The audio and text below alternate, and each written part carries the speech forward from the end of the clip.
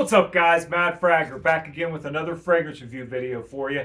Today I want to just share with you and give you my first impressions of a fragrance that I recently received from George Zaharoff. This is the newest from the house of Zaharoff and the latest in the Zaharoff signature line. The Zaharoff signature line started with Signature Pour Homme and went on to feature some absolutely incredible flankers, different fragrances in the line. You got Black Rose, you got Royale, Homme. There's just a long list of signature fragrances, and every one of them are just banger, banger, banger, banger. And this is the latest in the line, and this is Zaharoff Signature Pour Homme Extreme, and it is basically just what it sounds like. Extreme, I believe, is how it should be pronounced, and it is what it sounds like. It is just an extreme version, a retooled version of Signature Pour Homme. But how close is it to the original Signature Pour Homme? Well, I can tell you, I've not had a lot of time to spend with this fragrance. I have only done like a test spray and smelled it on a test strip. And what I'll tell you is that it doesn't leave anything to be desired as far as stacking up to the Zaharoff quality of standard that you'd expect from the house. It's absolutely amazing and classy and wonderful and just a real gentlemanly fragrance. Now, what I can do is give you some generalized ideas of kind of just off first rip what I was kind of, my first thoughts were. And that is, I noticed in this fragrance that it kind of has a resemblance to Black Rose Halfeti. If you've smelled that one from Zaharoff in this signature line, the Black Rose Halfeti, immediately when I sprayed this, it kind of reminded me of that in a way. Like there was just kind of a vibe there that reminded me almost like Black Rose Halfeti without the rose, almost.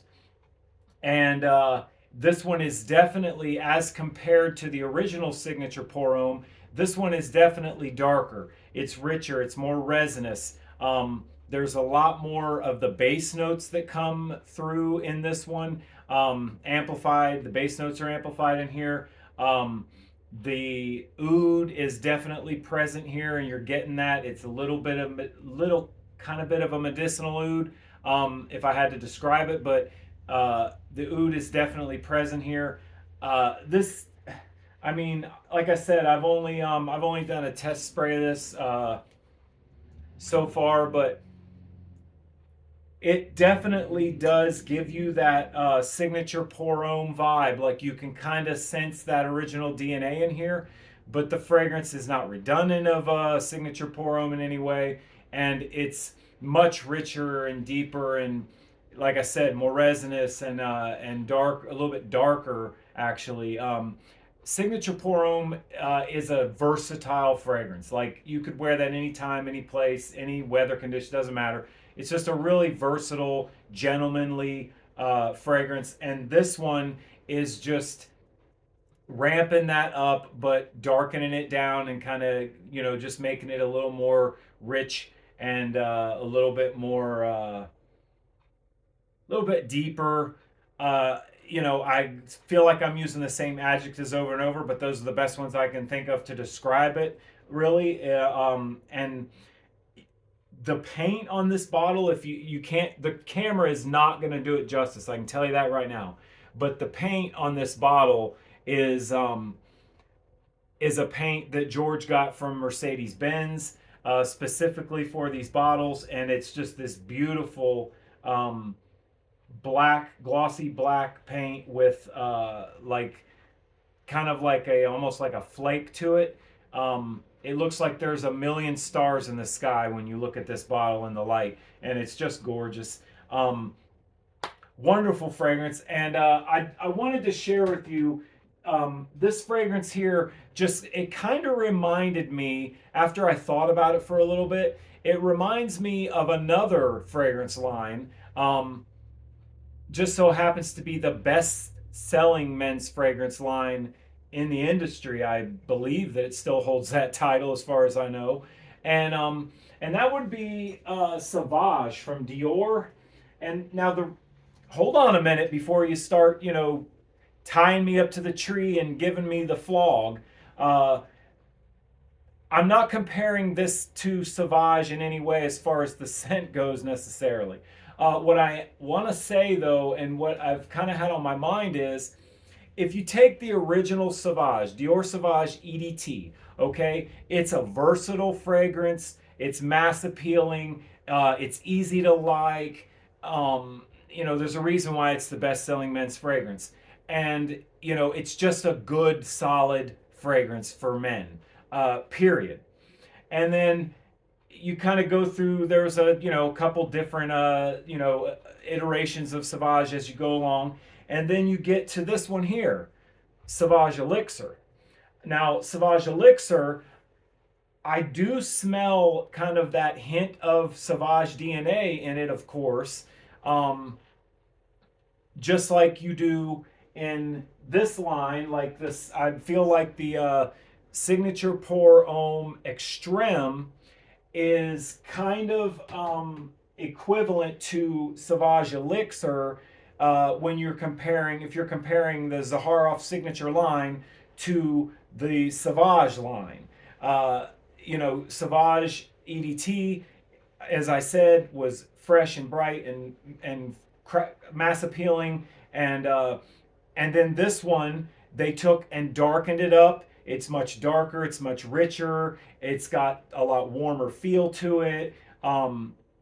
Definitely kind of like it's kind of like a mirror image. If you look at the two, where you go from the beginning of the Dior line, of Sauvage EDT to Elixir, and then you go from Signature Pour Homme to Signature Pour Homme Extreme.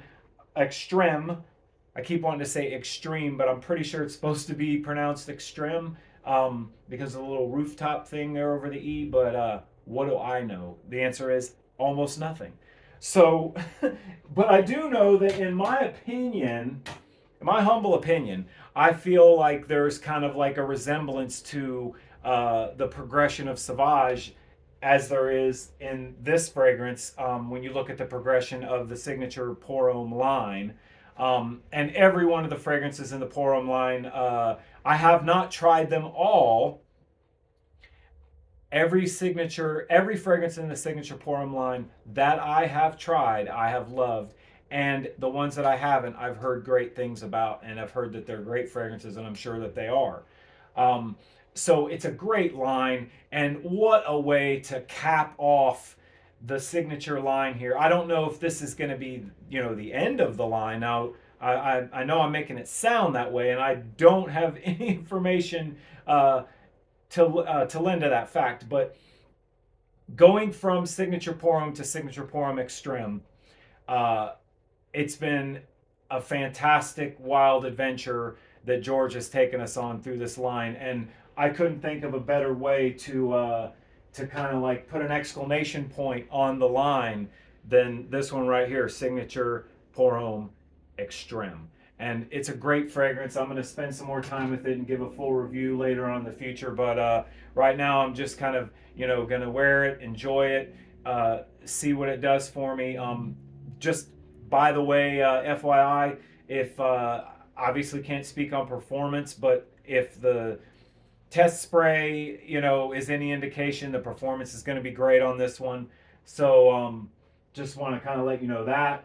And yeah, I didn't show you the box at all. The box is completely blacked out, which is freaking awesome. I love blacked out, anything. Like, I love when it's like just that completely blacked out theme is so cool. And I love the theme here. I love the bottle design. I love that George used the Benz paint. The smell is fantastic. Typical what you'd expect from George, an absolutely wonderful release. And definitely highly recommend you pick this one up and give it a try. Might be in your best interest to sample it first, because it is one that I think could be a little challenging for some. But if you're somebody who is a fan of the House of Zaharoff.